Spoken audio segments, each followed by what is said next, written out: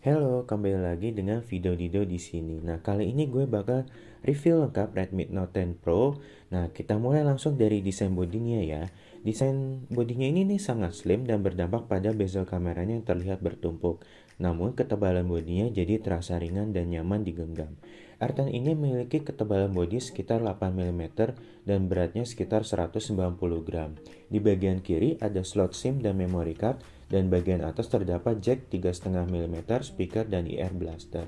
Di bagian kanan ada tombol volume dan tombol on off yang menyatu dengan tombol sensor fingerprint. Bagian bodi belakang ada quad kamera yang desainnya sangat kekinian, ditambah lagi dengan aksen silver metallic pada kameranya. Layar R10 ini memiliki ukuran 6,67 inch dot display dengan panel Super AMOLED.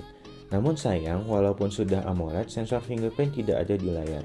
Namun impresi saya ketika melihat layar AMOLED yang dipakai di R10 ini terlihat jernih dan smooth. Di atasnya terdapat pansel kamera 16 megapiksel dengan diameter yang lebih minimalis, ditambah lagi dengan AI Face Unlock yang cukup responsif. Bodi belakang yang menggunakan kaca yang sudah dilapisi Corning Gorilla Glass 5 dan finishingnya dengan warna biru matte.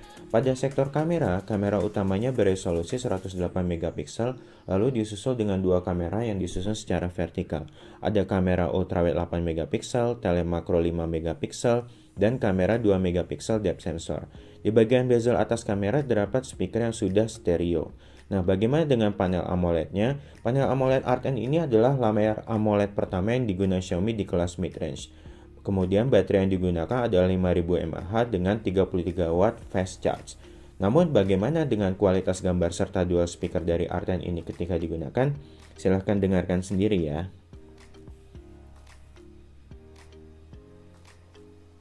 Your cat pups are just 5 weeks old. They still have a lot to learn about desert survival.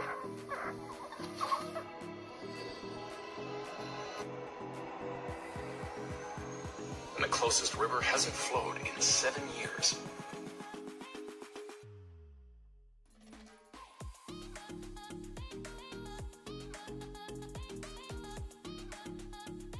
Selanjutnya kita beralih ke fitur-fitur yang ada di R10.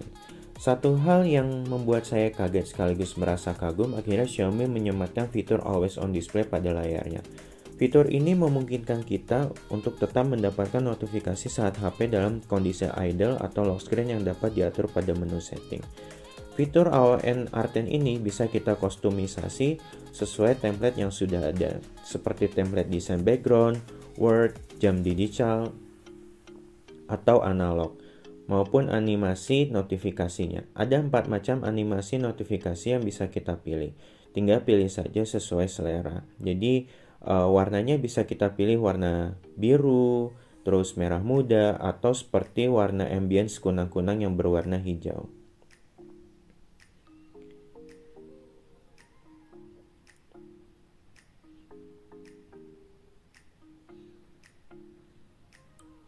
Oke, kemudian kita masuk ke pembahasan user interface-nya. R10 ini sudah menggunakan MIUI 12 dan OS Android 11. Tipe yang saya gunakan review saat ini adalah yang memiliki RAM 8GB dan memori 128GB. Namun sayang, ketika saya coba membuka kapasitas memorinya sudah termakan sekitar 30% untuk sistem. Nah, kemudian animasi Android 11 ini berbentuk seperti tombol volume. Berbeda dengan Android 10 yang masih berbentuk huruf. Seperti kalian yang sudah pernah kalau misalnya memiliki smartphone dengan Android 11 ya. Android 10 maksudnya. Nah, beralih lagi ke display layar. Beralih ke pengaturan layar ada di R10 ini, ada opsi light mode dan dark mode. Dan opsi dark mode ini bisa kita atur pada waktu tertentu pada waktu pemakaiannya. Terdapat juga pilihan refresh rate 60Hz atau 120Hz. Tetapi saya lebih menyarankan tetap memakai refresh rate di 60Hz untuk pemakaian sehari-hari ketimbang 120Hz untuk lebih menghemat baterai.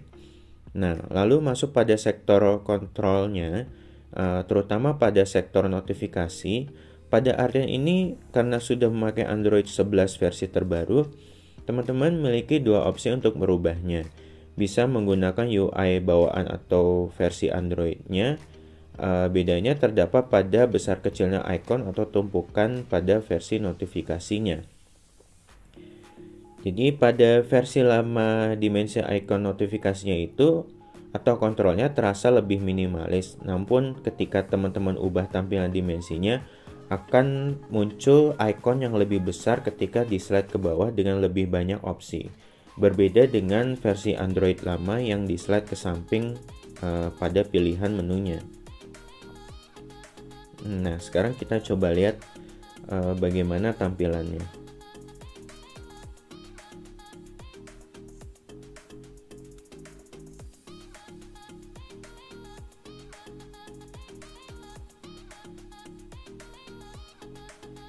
Oke, setelah membahas ubahan pada sektor notifikasi, kita lihat kepekaan sensor dan kualitas ketika kita memakainya untuk bermain game ya.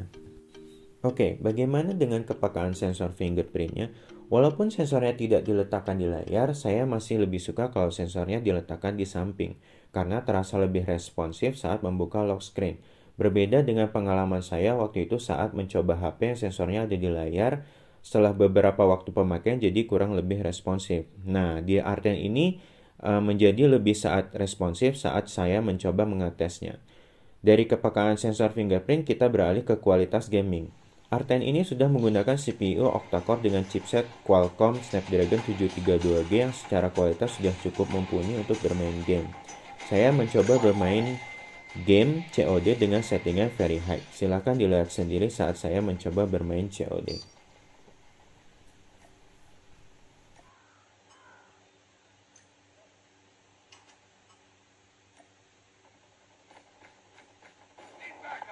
Lost the lead.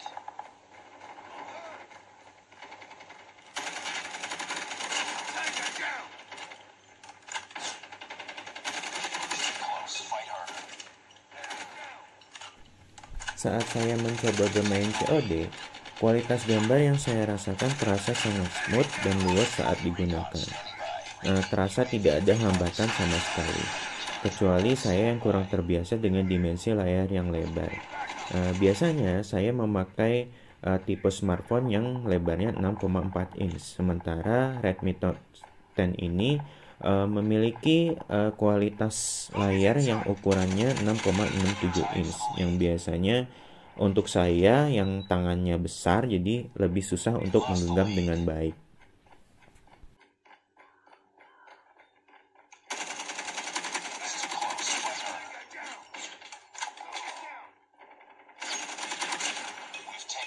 Saran saya ketika digunakan untuk bermain COD cukup diletakkan pada settingan very high. Kenapa? Karena pada settingan ini gerakan layar terasa lebih smooth. Namun ketika diubah menjadi max akan mendapatkan konsumsi daya yang lebih besar, jadi akan terasa panas dan mungkin akan bisa terjadi lag pada layar.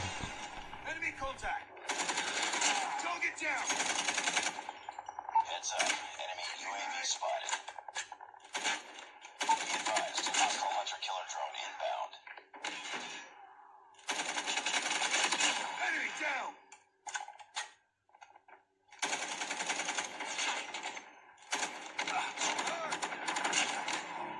Oke, dari pengujian gaming, sekarang kita beralih ke pengujian di sektor kamera. Dengan kamera bawaan dari Arten ini, harusnya sudah bisa menjawab kebutuhan teman-teman yang ingin punya HP dengan harga terjangkau, namun dengan fitur yang lengkap. Selain itu, keunggulan Xiaomi yang sudah masuk dalam jajaran layar Super AMOLED, Arten sudah mengusung kamera 108 MP quad kamera. Ditambah lagi dengan berbagai penambahan fitur seperti HDR, AI, Super Macro, dan Tilt Shift. Ini yang saya kagum dari Xiaomi. Dengan harga di pasar mid-range tapi bisa kasih fitur rasa flagship di harga cuma 3 jutaan.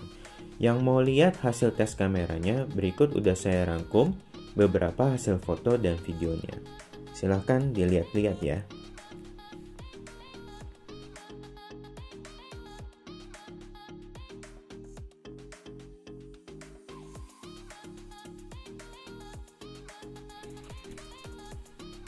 Pertama-tama saya mencoba untuk merekam video dengan kualitas super makro yang saya zoom in. Nah, ternyata fokusnya itu tidak perlu kita atur, namun dia akan dengan kemampuan AI-nya bisa mendeteksi sendiri posisi objek yang akan kita rekam.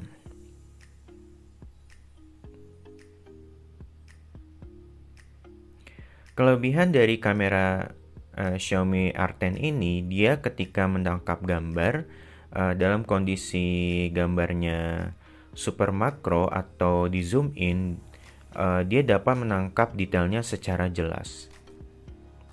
Walaupun tidak sejelas ketika kita merekam gambar secara resolusi yang dalam kondisi sempurna.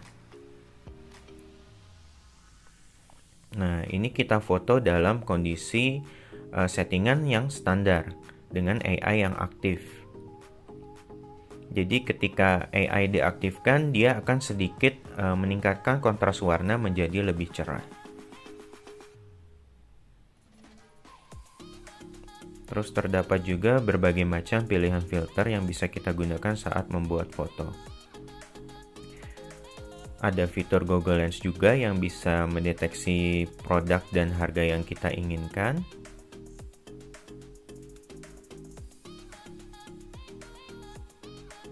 Dan ini sekilas tentang hasil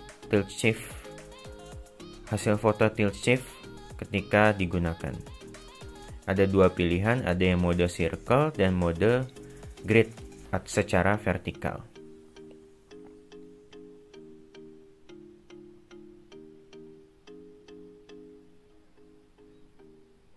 Ada mode, di mode super moving object hanya bisa digunakan di resolusi 1080p di 30 fps.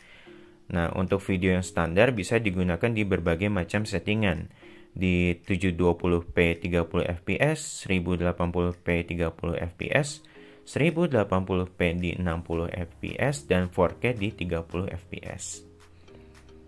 Nah, ini contoh yang perekaman gambar dengan zoom in. Bisa terlihat jelas bagaimana detail yang ditangkapnya.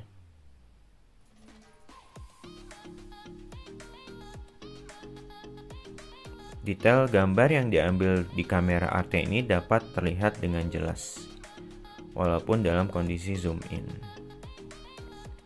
Selain itu juga masih ada fitur portrait dan night. Nah, nanti kita bakal tunjukkan hasil foto ketika dalam mode night mode dan tanpa night mode.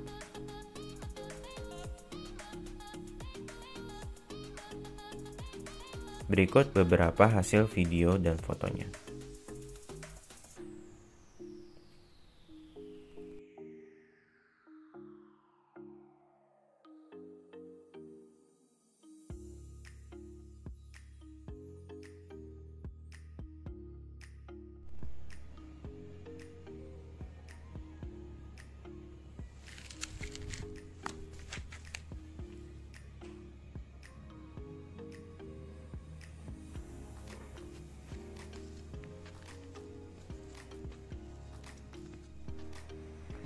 Perekaman dengan ultra steady.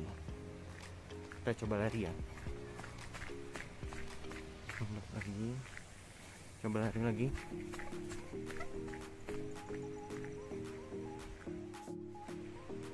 Ini perekaman dengan dual video yang mau nge-vlog tapi tetap kelihatan.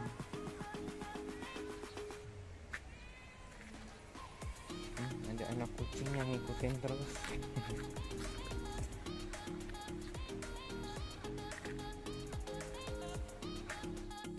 Ini perekaman dengan 720p di 30 fps, di 1080p di 30 fps tanpa ultra steady ya. Di 1080p di 60 fps.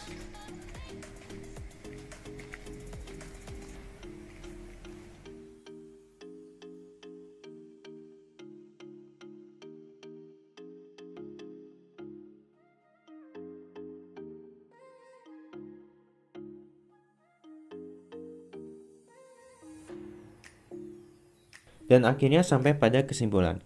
Kalau teman-teman mau cari HP dengan harga yang terjangkau yang sudah dilengkapi dengan layar AMOLED dan kamera rasa flagship, tentunya harga yang ada di angka 3 jutaan masih sangat cukup terjangkau.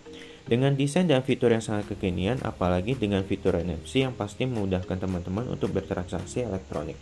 Sekian review lengkap dari saya. Kalau video ini bermanfaat, silahkan klik like dan subscribe serta dislike kalau nggak suka. Sampai bertemu di video review berikutnya.